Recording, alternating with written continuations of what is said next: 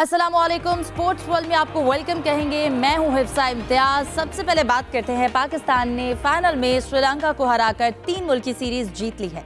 कप्तान, खिलाड़ियों और टीम मैनेजमेंट को मुबारकबाद दी है, लेकिन क्या वर्ल्ड कप की तैयारियों का मकसद पूरा हो गया? पाकिस्तानी टीम मेगा इवेंट के लिए मुकम्मल तैयार है या अभी भी कुछ वीक लिंक्स मौजूद हैं? क्या सलमान आगा ही वर्ल्ड कप T20 में पाकिस्तान के कप्तान होंगे? ये भी एक अहम सवाल है। आईसीसी ने वर्ल्ड कप का फॉर्मेट ऐसा बनाया है कि आईसीसी को घाटा ना पड़े। पाकिस्तान के सुपर 8 मरहले तक रसाई का कवी इम्कान है। दिसंबर में पाकिस्तानी क्रिकेटर्स की मसरूफियात क्या होंगी, ये भी जानेंगे, और कौन कौन बिग बैश या बीपीएल खेलेगा। भारत और जनूबी अफ्रीका का हाई स्कोरिंग वनडे क्या क्या रिकॉर्ड बना गया? कोहली और रोहित शर्मा ने रिकॉर्ड तोड़ दिए, लेकिन गौतम गंभीर की नींदें उड़ चुकी हैं। पाकिस्तान के वाहिद टेनिस सुपरस्टार इसामुल हक ने रिटायरमेंट ले ली है, जबकि कौमी हॉकी टीम कल प्रो लीग के लिए सफर का आगाज करेगी। पाकिस्तान के सबसे बड़े डोमेस्टिक इवेंट कायद-ए-आज़म ट्रॉफी का फाइनल लाहौर में जारी है। इन तमाम टॉपिक्स को डिस्कस करते हैं। मेरे साथ स्टूडियो में मौजूद है जाहिद मकसूद साहब, मोहम्मद यूसुफ अंजुम, और हमारा साथ दे रहे हैं सलीम खालिक साहब भी। आप तीनों को वेलकम कहूंगी। उम्मीद करती हूँ आप लोग खैरियत से होंगे। सलीम साहब, आपसे आगाज करती हूँ। कहिएगा, ट्राई सीरीज कैसी रही? स्पेशली अगर हम फाइनल की बात करें, पाकिस्तान ने फाइनल जीता, ओवरऑल मैच कैसा रहा? हमने कम टारगेट पर जो है वो टीम को रोक लिया था, लेकिन फिर भी कहीं पे मुश्किलात देखी हमने।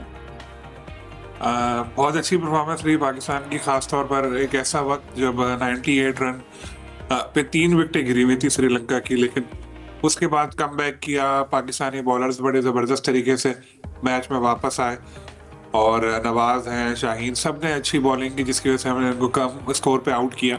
बॉलर्स की परफॉर्मेंस तो बहुत अच्छी थी, और सबसे मेन चीज़ यही थी कि एक फाइटिंग स्पिरिट हमें नज़र आई। उसके बाद फिर बैटिंग में हमने बना तो लिए रन, लेकिन बहुत ज़्यादा ओवर खेले, और एंड में विकेटें भी हमारी 4 गिर गई, आखिर तक लेकर गए। ये मैच हमें बिल्कुल ऐसे डोमिनेट करते हुए 10-12 ओवर में जीत लेना चाहिए था, लेकिन जीते हैं तो जीत एक अहम है। बाबर नॉट आउट आया, उन्होंने मैच फिनिश किया, ये अच्छी बात थी। लेकिन ओवरऑल अगर हम देखें, पाकिस्तान टीम की परफॉर्मेंस बहुत अच्छी रही। थ्रू आउट पाकिस्तान टीम की परफॉर्मेंस में बेहतरी नज़र आ रही है। वो चाहे वो जो पहले 2 होम सीरीज हुई वो, और ये ट्राई नेशन हुई, इससे पहले एशिया कप में भी अगर इंडिया से 3 मैच हटा दें तो फाइनल तक तो पाकिस्तान पहुंचा था और सबको ही हराया था। उससे पहले वो ट्राई नेशन सीरीज भी जीती थी, जिसमें अफगानिस्तान भी था। तो ओवरऑल ऐसा लग रहा है कि इम्प्रूवमेंट है पाकिस्तान टीम की परफॉर्मेंस में, और ये सिलसिला जारी रहना चाहिए। अब वर्ल्ड कप भी करीब है, उससे पहले एक शेप नज़र आने लगी है हमारी टीम की, तो उम्मीद यही है कि आगे भी बेहतर परफॉर्मेंस का सिलसिला जारी रहेगा। जाहिद साहब, क्या कहेंगे? हम 19वें ओवर तक मैच को ले गए, हम बहुत पहले भी वाइंड अप कर सकते थे। अगेन ये एक पैटर्न सेट है हमारी टीम का। बेशक जीत का कोई मुतबादिल नहीं, लेकिन फिर भी हम एक वक्त पे मैच की जो एक्साइटमेंट है उसको बरकरार रखते हैं आखिरी ओवर तक। देखें हिफ्जा, जीत तो बहुत सी खामियों पर पर्दा भी डाल देती है, लेकिन जाहिर है जीत है। ट्राई नेशन टूर्नामेंट था, 12वें रैंकिंग की जिम्बाब्वे थी, 8वें रैंकिंग की श्रीलंका थी, पाकिस्तान 7वें रैंकिंग पे है। एक खुशी की बात है, पाकिस्तान जीता होम सीरीज़ में, और टीम बनाने की तरफ जदोजहद जारी है पाकिस्तान की। जहाँ तक बॉलर्स का तल्लक है, वो तो बहुत ही शानदार बॉलिंग रही, क्योंकि 82 या 84 पे उनकी दूसरी विकेट गिरी थी, और उसके बाद सिर्फ 30 रन के इजाफे से पूरी टीम को ढेर कर दिया। ख़ास तौर पर इस मैच में देखा जाए, गो शाहीन अफरीदी ने भी 3 विकेटें ली हैं, अच्छी बॉलिंग की। लेकिन पाकिस्तानी स्पिनर्स जो हैं इस सीरीज़ में या इससे पहले भी अगर देखा जाए, तो आहिस्ता आहिस्ता पाकिस्तान का स्पिन अटैक जो है वो बहुत मजबूत दिखाई देता है, और काफ़ी हद तक एक शेप में दिखाई देता है। लेकिन खैर, वो अभी तो वर्ल्ड कप से पहले सीरीज़ भी है श्रीलंका के साथ या ऑस्ट्रेलिया के साथ भी, फिर देखना है कौन अपनी जगह बना पाता है कौन नहीं। लेकिन पाकिस्तान का स्पिन अटैक फ़िलहाल कहना चाहिए वो एक मुकम्मल शोभा दिखाई देता है, कि उसमें ये एक टाई पड़ेगी कि किसको लेना है और किसको नहीं लेना। लेकिन जो आपने शुरू में कहा था कि वीक लिंक्स भी हैं पाकिस्तान में, उसमें कदरे दिखाई देता है पाकिस्तान का विकेट कीपिंग का शोभा या कप्तानी का शोभा। लेकिन जाहिद साहब, जैसे कि आपने बॉलिंग का भी जिक्र किया है, वाकई में हमारी बॉलिंग में हमने कोई स्पेशल टेक्निक्स देखी हैं, या फिर पिच का कमाल था? पिच ने काफ़ी मदद दी है इनको, क्योंकि एक ही पिच पर इन्होंने मैचेस परफॉर्म किए। देखें, जब टर्निंग पिच है वहाँ पे पाकिस्तानी बॉलर बहुत अच्छी गेंद कराते हैं, जैसी यहाँ पे मिली, और लगता है कि जैसी पिच ये फाइनल की थी। वैसे तो टॉप हाई स्कोरिंग मैच होने चाहिए, क्योंकि लोग बैटिंग देखना चाहते हैं, बहुत जल्दी विकेटें गिर जाएँ तो देखने वाले भी मायूस होते हैं। तो लगता तो ये है कि इसी किस्म की मिलती जुलती पिचें शायद श्रीलंका में भी पाकिस्तान को देखने को मिले, क्योंकि वहाँ SSC जो स्टेडियम है वहाँ 3 मैचेज़ हैं, कोलंबो में मैच है, पाकिस्तान के सारे मैच ही कोलंबो में हैं, उससे मिलती जुलती शायद पिच होगी। लेकिन जहाँ पे थोड़ी सी हल्की सी हेल्प मिलती है पाकिस्तानी स्पिनर्स को, वहाँ वो खेले नहीं जा सकते। और उस्मान तारिक को भी अगर लेते तो शायद इतने रन भी ना बनाते, क्योंकि इब्तदाई 2 बैट्समैन उनके अच्छा स्कोर कर गए और मिशारा जो उनके नए खिलाड़ी हैं उन्होंने गालबन 59 की इनिंग्स खेली है, वो अगर निकाल दें तो इतना स्कोर नहीं हो सका। जहाँ तक पाकिस्तानी बैटिंग की बात है तो एक पॉजिटिव चीज़ तो यही है जो बाबर आजम नॉट आउट गए हैं एक इनिंग्स को लेकर चले, लेकिन जो क्वेश्चन मार्क थोड़े से अभी हमें दिखाई देते हैं वो ये हैं कि पाकिस्तान के 3 प्लेयर्स ख़ास तौर पर जिक्र करना चाहूँगा, जिनमें साहबजादा फरहान है, फ़खर जमा है और उस्मान खान जो विकेट कीपर भी हैं, कि वो छक्के ज़रूर लगाते हैं और लगा भी सकते हैं, उन्होंने साबित भी किया। लेकिन जिस विकेट पर जब वो गंवा कर आते हैं जहाँ पर ज़रूरत नहीं होती कि इतने रन्स भी नहीं है, जैसे फ़खर जमा आउट हुए या उस्मान अच्छा खेलते खेलते उसको छक्का मारने की कोशिश में ही आउट हो जाते हैं, इन चीज़ों को संभल कर खेलना पड़ेगा पाकिस्तानी टीम को। और जो अभी सीरीज़ रहती हैं को उम्मीद की जा सकती है कि पाकिस्तानी टीम इस दफ़ा जो है वर्ल्ड कप में जो श्रीलंका और इंडिया में हो रहा है कम से कम वो 2024 के T20 वर्ल्ड कप की तारीख नहीं दोहराएगी। सही। जैसा कि यूसुफ जाहिद साहब ने जिक्र किया है वर्ल्ड कप का, आपको क्या लगता है ट्राई नेशन सीरीज़ कंप्लीट हो गई, लेकिन आप समझते हैं कि इससे जो हमारी वर्ल्ड कप के लिए तैयारी थी या जो मकसद था वो पूरा हुआ, हमें एक मुकम्मल टीम नज़र आई है या अभी भी अगेन वीक लिंक्स है? देखें हिफ्ज़ा, होम ग्राउंड पर बहरहाल पाकिस्तानी टीम ने कामयाबी हासिल की, इसको क्रेडिट यकीनी तौर पर देना चाहिए। और पूरे साल में अगर बात की जाए तो पाकिस्तान ने 34 T20 मैचेस खेले, 21 में उसने कामयाबी हासिल की, 13 में नाकामी का सामना करना पड़ा। होम सरजमीन पर हमने साउथ अफ्रीका के खिलाफ खेला, श्रीलंका जिम्बाब्वे को हराया, यकीनी तौर पर ये बेहतरीन के परफॉर्मेंस को कहा जा सकता है। लेकिन अगर आप बात करें कि क्या आप मुतमन हैं तो मेरे ख्याल में अभी उसमें बहुत सारी गुंजाइश बाकी है जिन पर काम करने की ज़रूरत है, क्योंकि वहाँ पर मुकाबला सिर्फ इन 3 ममालिक से नहीं होगा बल्कि दूसरे भी पाकिस्तान से अच्छी टीमें वहाँ पर मौजूद होंगी और उसके लिए पाकिस्तान को थोड़ा अपनी प्लानिंग को बेहतर करना पड़ेगी। पाकिस्तान क्रिकेट बोर्ड ने यकीनी तौर पर और टीम इंतज़ामिया के साथ मिलकर अपना जो हतमी स्क्वाड है उसको मुमकिन तौर पर जहन में रख लिया क्या स्क्वाड हो सकता है, लेकिन उसके लिए भी पाकिस्तान को थोड़ी सी अपनी जो कैंप्स हैं उनको बेहतर बनाना पड़ेगा। ख़ास तौर पर जो फील्डिंग का शोबा है, पावर प्ले, डेथ ओवर्स में कैसी बॉलिंग करनी है, इस पर थोड़ा मज़ीद काम करने की ज़रूरत है। अब हो सकता है कि क्योंकि पाकिस्तान के खिलाड़ी अब बिग बैश लीग खेलने जा रहे हैं, BPL भी खेलेंगे, तो उसमें कुछ अपनी जो सलाहियत है उनको मुजाहरा करें, उसमें बेहतरी लाएं। और बाबर आजम का जिक्र हुआ कि उनकी परफॉर्मेंस में अब थोड़ी सी बेहतरी आई है, जो पाकिस्तान टीम के लिए खुशकुन चीज़ कही जा सकती है। लेकिन ओवरऑल अभी पाकिस्तान को थोड़ा मज़ीद अपने प्लानिंग को बेहतर करने की ज़रूरत, ताकि हम जो मेगा इवेंट में हम अपनी इंडिया और दूसरी टीमों को हरा सकें। क्योंकि अक्सर सवाल ये किया जाता है कि पाकिस्तान की टीम इंडिया को अभी तक हरा नहीं पाई। एशिया कप में भी हमने देखा कि 3 मैचेस में पाकिस्तान को नाकामी का सामना करना पड़ा, वहाँ पाकिस्तान ने बांग्लादेश को भी हराया, श्रीलंका को भी हराया, लेकिन सबसे बड़ा हमारे लिए मैच होता है इंडिया के खिलाफ।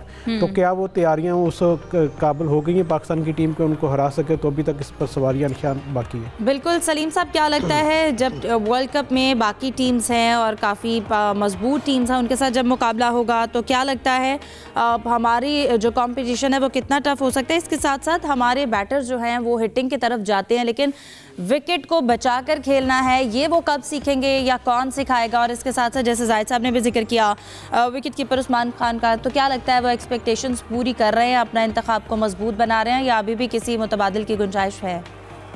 देखिए, नेदरलैंड, अमेरिका, नमीबिया, इंडिया के अलावा ये 3 हैं वर्ल्ड कप में पाकिस्तान के।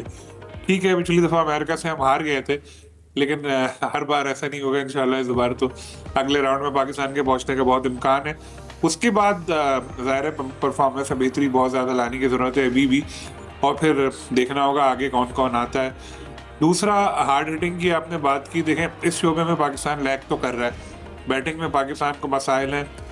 एक प्लेयर है साहबजादा फरहान, वो कंसिस्टेंसी नज़र आती है, वो स्कोर कर रहा है। बाबर आजम अगर स्कोर बोर्ड पे चेस करने हम जा रहे हैं, अगर कम स्कोर है तो बड़े मज़े से खेल के वो कर लेते हैं, उनके ऊपर प्रेशर नहीं होता। लेकिन जब 170 180 होते हैं तो बाबर परेशान होते हैं और वो आउट हो जाते हैं। उनके जहन में यही होता है कि यार स्लो ना खेलो, टीम को मसला ना हो। तो ये एक इशू ये आ रहा है। साइम अयूब के ऊपर बिल्कुल भी भरोसा नहीं किया जा सकता। फ़खर जमान का बैटिंग ऑर्डर इतना ज़्यादा चेंज किया जा रहा है कि मसाइल आ रहे हैं। सलमान अली आगा की परफॉर्मेंस में तसलसल नहीं है। एक इनिंग उन्होंने अच्छी खेली ट्राई नेशन में, बाकी मैचों में वो फ्लॉप रहे। उस्मान खान का आपने जिक्र किया, सबसे बड़ा वीक लिंक पाकिस्तान की है और ये हमारा अलमिया है कि एक ऐसा प्लेयर जिसको फास्ट ट्रैक में लेकर आए, नेशनल टीम के लिए बहुत सारे मैचेस खिलाए, वो परफॉर्म नहीं कर सका, उसको बाहर निकाला, फिर किसी और प्लेयर को लाए, वो भी परफॉर्म नहीं कर सका, तो फिर उस्मान को बगैर किसी ऐसी परफॉर्मेंस के वापस लेकर आना पड़ा हमें। यानी हम ये समझते हैं हमारे पास कोई और विकेट कीपर बेटर ही नहीं है, तो एक फ्लॉप प्लेयर को बगैर किसी ऐसी अच्छी परफॉर्मेंस के कम बैक कराया और अभी भी उनकी जो परफॉर्मेंस है उसमें कोई बेहतरी नजर नहीं आई। उनसे पहले हारिस को लिया था, वो भी अच्छा नहीं खेल सके। तो क्या ये बेहतर नहीं है कि किसी नए विकेट कीपर बैटर को चांस दिया जाए? शायद नए विकेट कीपर को अगर चांस देना है तो क्या समझते हैं रिजवान के हवाले से? देखिए, रिजवान को पहले बहुत ज़्यादा मौके दिए गए, लेकिन उनके बारे में यही कहा जाता था कि स्लो बैटिंग करते हैं और ये वो। लेकिन अब जब हम देख रहे हैं, जैसे बाबर को लाने की हम लोगों ने बात इसी वजह से की कि बाबर की जगह जो जो उसको खिलाया था वो प्लेयर 20-30% भी परफॉर्म नहीं कर पा रहे थे बाबर के हिसाब से। यानी आउट ऑफ फॉर्म बाबर उन पे भारी था, तो बाबर को लाना पड़ा। इसी तरह आपकी बात ठीक है कि अगर हमें कोई नहीं मिल रहा तो फिर रिजवान को वापस ले आए, वर्ल्ड कप आने वाला उधर खिला दें, क्योंकि उसमें ऐसे ही वो।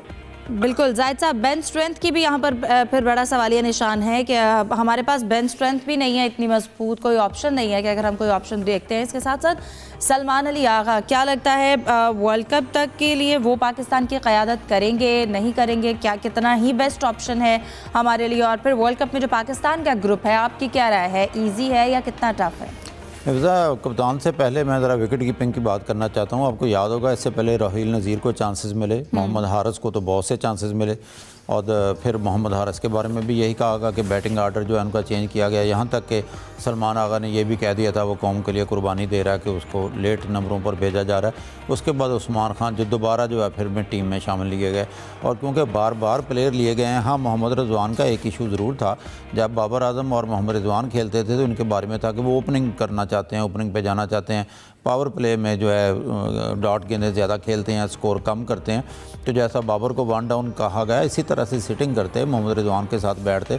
मैं तो आज भी इस चीज़ का समझता हूँ कि विकेट के पीछे सबसे अच्छे इस वक्त अगर कोई कीपर हैं तो वो मोहम्मद रिजवान है।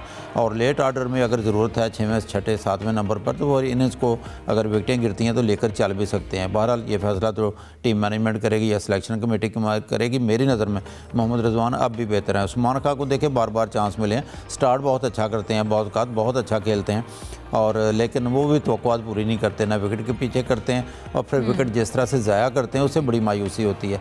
और जहाँ तक सलमान आगा का आपने जिक्र किया, मेरा ख्याल है जो पिछला मैच था जो श्रीलंका से पाकिस्तान 6 रन से हारा था, वो शायद सलमान आगा की कम अज़ कम जहाँ तक मुझे याद पड़ता है उनकी बेस्ट इनिंग्स थी T20 की। लेकिन उसमें भी आखिर में अगर अब देखा जाए तो पाकिस्तान ने, मोहम्मद नवाज़ ने और सलमान आगा जब पिच पर मौजूद थे, लगता था पाकिस्तान आसानी के साथ मैच जीत जाएगा, लेकिन आखिरी 2 ओवर्स में 14 रन ना बना सके। मोहम्मद नवाज़ ने भी चौका या छक्का लगाने के बाद विकेट अपनी ज़ाया की, और फिर सलमान आगा और साथ फ़हीम अशरफ आ गए, उन्होंने आखिरी ओवर में भी 2 गेंदें डाट। हालांकि ठीक है, चमेरा ने अच्छी गेंदें की थी, लेकिन सलमान आगा उसको फिनिश ना कर सके। लेकिन इस मौके पर लगता तो ऐसा है खैर कि कप्तान को तब्दील करना ये पॉसिबल नहीं होगा। अब बहुत थोड़े दिन इसमें बाकी हैं, क्योंकि प्लेयर्स तो अब। और अगर शादाब को ऐड करते हैं तो फिर देखिए, शादाब को अगर आता भी है तो वो जब गए थे टीम से तो वो वाइस कैप्टन गए थे। आपने अच्छा याद कराया, क्योंकि सलमान आगा को जब प्रेस कॉन्फ्रेंस में सवाल किया गया कि क्या आप समझते हैं कि शादाब की जगह बनती है, उन्होंने कहा जी 5वें 6ठे नंबर पर अच्छी बैटिंग करता है और अच्छी बॉलिंग करता है, और अगर ऑप्शन ये है और 100% फिट है तो हम इस पर गौर करेंगे। अगर शादाब आते हैं तो वो एज ए कैप्टन तो नहीं आएंगे, है ज़्यादती इस मौके पे, क्योंकि जो वो इन फॉर्म है आपके स्पिनर जो हैं इस वक्त 4 या 5 स्पिनर भी हैं, तो फिर माइनस किसको करेंगे? 4 या 5 स्पिनर्स हैं ना। स्कॉट तो जब अनाउंस होगा 15 या 16 का होगा, लेकिन आपने कप्तानी की बात की है तो इस मौके पे शादाब की कप्तानी का तो कोई चांस नहीं है। लगता है ये बहरहाल सलमान आगा ही चलेंगे कप्तान के लिए। लेकिन अगर उसके अलावा ऐड करते हैं कैप्टन के अलावा, तो किस प्लेयर के माइनस होने के चांस? देखें हिफ्ज़ा, इसमें 3 या 4 तो आपने स्पिनर लेने ही लेने हैं ना, आपने फिर फास्ट बॉलर भी आपने लेने हैं, कम्बिनेशन बनाएंगे। प्लेइंग 11 का इशू होगा बाद में। शादाब को आप लेते हैं, एक मौका था आपको याद होगा वनडे में ये आउट ऑफ फॉर्म थे और मुसलसल खिला रहे थे जब बाबर आजम कैप्टन थे, उस वक्त तनकीद भी शुरू हुई, वो फ्लॉप भी हुए। जो प्लेयर अब 2 या 3 मैचों में अच्छा खेल नहीं पेश करता, T20 T20 की एग्जांपल जब हम देते हैं तो PSL में बहुत अच्छा खेलते हैं, इस्लामाबाद यूनाइटेड की क़यादत करते हैं, लेके चलते हैं, लेकिन जब अनफिट हुए हैं उस वक्त वो टीम के वाइस कैप्टन थे। सही, ठीक है, गुफ्तगू का सिलसिला आगे बढ़ाएंगे एक ब्रेक के बाद। Stay with us.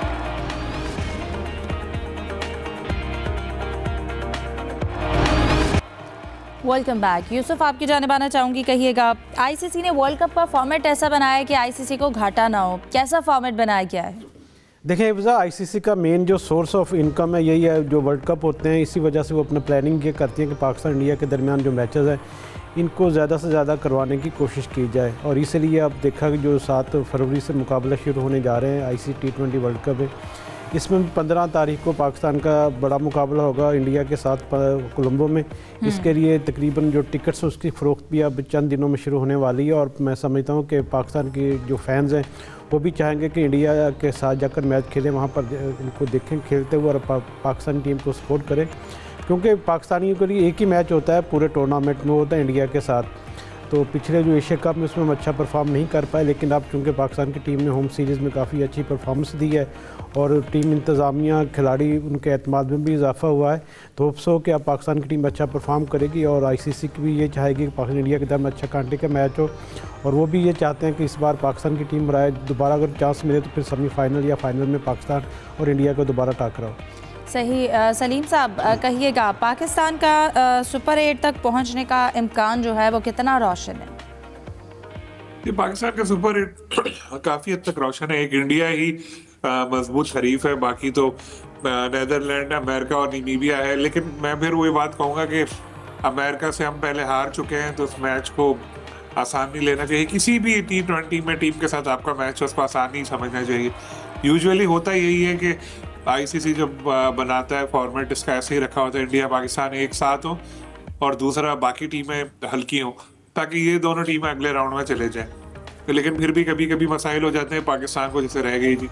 तो इस बार उम्मीद है कि ऐसा नहीं होगा और इंशाल्लाह हमारी टीम अगले राउंड में पहुंचेगी। और मैं ये नहीं कहता कि बहुत मजबूत टीम पाकिस्तान की बन गई है, बहुत ज़बरदस्त टीम बन गई है, बिल्कुल ऐसा नहीं है, लेकिन बेहतर हो गई है। अब इस टीम की एक शेप नज़र आने लगी है और इसका बड़ा क्रेडिट कोच माइक हैसन को भी जाता है कि उनके ऊपर क्रिटिसाइज भी हम करते हैं, ऑलराउंडर्स वो बहुत ज़्यादा खिलाते हैं और भी कुछ उनके डिसीजन जिन पे कहते हैं। लेकिन अब एक शेप हमें इस टीम की नज़र आने लगी है और एक कॉम्बिनेशन बनता नज़र आने लगा है। जो खामियां हैं वो तो बरकरार हैं, लेकिन फिर भी पहले के मुकाबले में अगर हम देखें तो हमें लग रहा है कि हम लोग बेहतरी की तरफ जा रहे हैं, आगे की तरफ जा रहे हैं। तो इम्प्रूवमेंट आना बहुत ज़रूरी है और इम्प्रूवमेंट आने का जो प्रोसेस है वो शुरू हो चुका है। जो खामियां हैं बैटिंग लाइन की, जो खामियां हैं विकेट कीपिंग के हवाले से, वो बेहतर करनी पड़ेगी। ओवरऑल अगर हम देखें तो हमारी टीम अब बेहतरी की तरफ जा रही है आगे। जाहिद साहब, आप क्या राय देंगे? देखें, क्योंकि वर्ल्ड कप जो 24 था 24, तो उसमें ICC की अपनी रिपोर्ट के मुताबिक जो है ना ICC को घाटा पड़ा था। लेकिन जो एक मैच था पाकिस्तान और भारत का, तो उसने वहाँ पे रिकॉर्ड तोड़ बिजनेस किया था। उन्होंने जिस मकसद के लिए ICC ये इवेंट करवाती है ताकि फ़ंड जनरेट कर सके और कमाई कर सके, यही सामने रखते हुए उन्होंने कम से कम मेरा ख्याल है पाकिस्तानी टीम जो जिसके बारे में कहा जाता है कि कोई पता नहीं है कौन सा मैच जीत जाए और अचानक जो है कमज़ोर टीम के ख़िलाफ़ मैच हार जाए, तो शायद इसी को पेश नज़र रखते हुए और निस्बतन हमेशा की तरह ही पिछली दफ़ा क्योंकि USA में ही मैच हुआ था और अमेरिका में डैलस में वो मैच था जहाँ पे पाकिस्तान हार गया था, और इस तरह से USA के साथ नामीबिया और नीदरलैंड की टीमें मौजूद हैं। बज़ाहिर तो ऐसा लगता है कि बहुत बड़ा अपसेट ना हुआ तो पाकिस्तान और इंडिया ही सुपर 8 में पहुंचेंगे। और इंडिया के साथ मैच जिसका बार बार हम जिक्र भी करते हैं और जिसको मैचों का तमाम जो है मदर ऑफ ऑल मैचेस कहा जाता है, इंडिया की टीम बहुत अच्छी है, T20 की टीम ज़ाहिर है टेस्ट टीम से बड़ी मुख्तलिफ है। पाकिस्तान की टीम जो है बतदरीज बेहतर हो रही है, लेकिन वही बात जो हम पहले कर चुके हैं, बैटिंग लाइन पर अभी क्वेश्चन मार्क ज़रूर हैं। लेकिन एशिया कप पे मैचेस देखें या जब भी पाकिस्तान और इंडिया का मैच होता है, इवन जो USA में हुआ था 2024 में, वो भी मैच देख लें, 119 रन पाकिस्तान नहीं बना पाया था। लेकिन हमेशा कांटे के मैचेस होते हैं दोनों मुल्कों के दरमियान।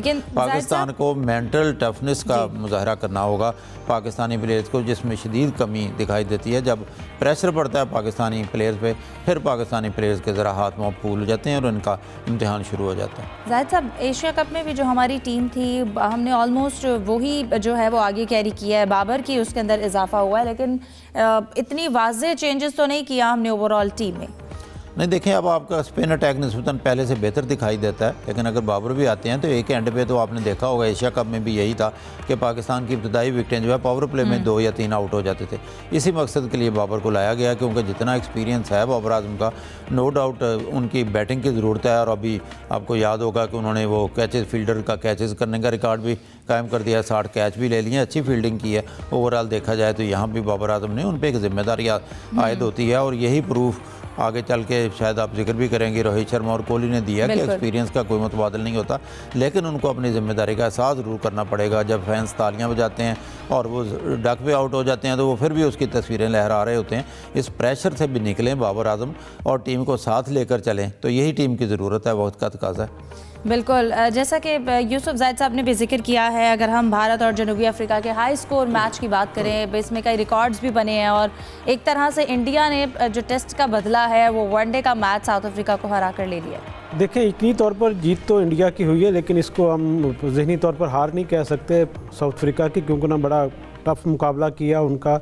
और मैं ख़ास तौर पर दाद दूंगा मैथ्यू को, जिन्होंने 32 स्कोर किया, मार्को जॉनसन ने 69 रन की इनिंग्स खेली, कार्वर बोश ने अच्छी बैटिंग की, और कदरे टोनी डिरोजी ने भी अच्छी अपनी थोड़ा साथ दिया उनका। लेकिन क्योंकि एक बड़ा टफ टाइम होता है जब आप स्कोर करते हैं, उस चेज़ करने की तरफ जाते हैं, तो 350 रन का हदफ कोई आसान हदफ नहीं था। लेकिन जिस तरह 11 रन पर 3 विकेटें गंवाने के बाद इन बल्लेबाजों ने अपनी ज़िम्मेदारी का मुजाहरा किया, और ये साबित किया कि अगर हालात का मुकाबला किया जाए, सिचुएशन के मुताबिक प्लानिंग की जाए, पार्टनरशिप कायम की जाए, तो मिडिल ऑर्डर भी चल सकता है, किसी भी टीम को हराया जा सकता है। तो ये उन्होंने साबित किया कि वो आसान हरीफ नहीं है इंडिया के लिए। यकीनी तौर पर इंडिया की अपनी सरजमीन थी, अपना उनका क्राउड थे, वहाँ पर उनको सपोर्ट उनकी हासिल थी, और ख़ास तौर पर चूँकि उनके पास विराट कोहली का भी अब वहाँ मौजूद थे और रोहित शर्मा भी मौजूद थे, उनके आने से उनकी जो प्लानिंग वो थोड़ी बेहतर दिखाई दे रही है, क्योंकि सीनियर जब आते हैं वो अपने उनका तजर्बा उसमें शामिल करते हैं, तो उससे टीम को कामयाबी भी यकीनी तौर पर मिलती है, और यही कुछ इंडिया ने भी साबित किया।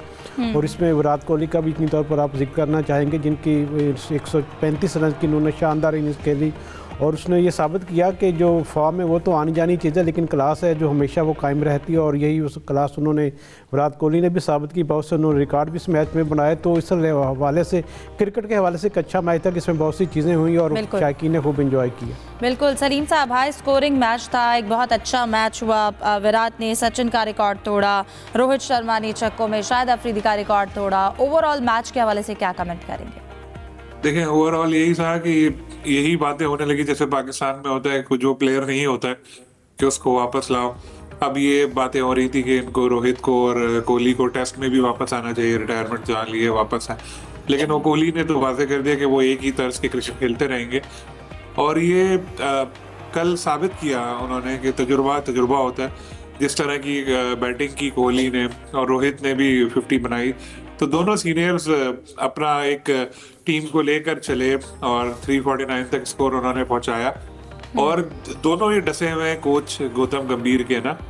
और अभी पिछले दिनों इनकी मीटिंग की भी तस्वीरें वगैरह आई थी। वैसे भी ये मिलते रहते हैं आपस में, इनकी अच्छी दोस्ती है। लेकिन जो कोच हैं, कोई भी कोच हो, ये पाकिस्तान और इंडिया का मसला है, शायद श्रीलंका बांग्लादेश में भी ऐसा ही है एशियंस का, कि जो कोच है वो अपनी टीम में चाहता है कि बच्चे ज्यादा हों, यंगस्टर ज्यादा हों, जिनके ऊपर वो अपनी ना दोस्त जमा सके। तो अब ये जाहिर है कोहली और या ये रोहित हैं, ये गौतम गंभीर की सारी बातों में, कल भी जो मैच हुआ उसमें एक फुटेज बड़ी वायरल हुई है जिसमें रोहित की बहस हो रही है इनके साथ, गौतम गंभीर के साथ। और खबरें भी इंडियन मीडिया में यही आ रही है कि टीम में सब कुछ अच्छा है नहीं। कोच वैसे भी बहुत ज़्यादा तनकीद की जद में आए थे जो टेस्ट मैचेस आ रहे हैं। लेकिन ओवरऑल अगर हम देखें तो कल साउथ अफ्रीका ने भी आसानी से हथियार नहीं डाले। इतना बड़ा हदफ चेस कर रहे थे, शुरू में विकेटें भी गिर गई, फिर भी वो आखिर तक गए और फाइट की। तो साउथ अफ्रीका नो डाउट इस वक्त बहुत अच्छी क्रिकेट खेल रही है हर तर्ज में। और इंडिया की टीम अपने सीनियर्स के आने के बाद उनकी परफॉर्मेंस में एक बेहतरी नजर आई। लेकिन सब कुछ अच्छा नहीं है उनके यहाँ। जो लड़ाइयाँ भी चल रही हैं इस वक्त, जो उनका अपना मीडिया, अंदरूनी लड़ाइयाँ वो चल रही हैं। जाहिद साहब, गौतम गंभीर की जो तनकीद है उन पर वो बढ़ गई है, और इसके साथ साथ जैसा कि अभी सलीम साहब ने भी जिक्र किया, और फिर कोहली ने जो गुफ्तगू की, हम भी बात करते हैं कि प्लेयर का मेंटली स्ट्रांग होना बहुत ज़्यादा ज़रूरी है, और उन्होंने भी अपनी गुफ्तगू में फिजिकल फिटनेस के साथ साथ मेंटल टफनेस की अहमियत पर भी बड़ा जोर दिया। देखिए हिफ्ज़ा, एक तो ख़ास बात ज़ाहिर है यही है कि इंडिया ने अपने होम ग्राउंड पर 349 रन्स बनाए, बहुत बड़ा स्कोर था। विराट कोहली की सेंचुरी, रोहित शर्मा की बैटिंग, फिर ख़ास तौर पर जिक्र करना चाहूँगा साउथ अफ्रीका की फाइटिंग स्पिरिट देखें कि वहाँ पे भी खेलते हुए सिर्फ 17 रन से आ रहे हैं। मार्को जेंसन और कार्बन बोश ने बहुत ही उम्दा बैटिंग की है और एक मौके पे लगता था कि वो मैच को ले जाएंगे। लेकिन जो आपने जिक्र किया है कि मेरा तो ख्याल है कि जो नए हमारे क्रिकेटर्स हैं उनको विराट कोहली जैसे प्लेयर्स के इंटरव्यू ज़रूर सुनने चाहिए, देखना चाहिए वो क्या करते हैं। जब उनसे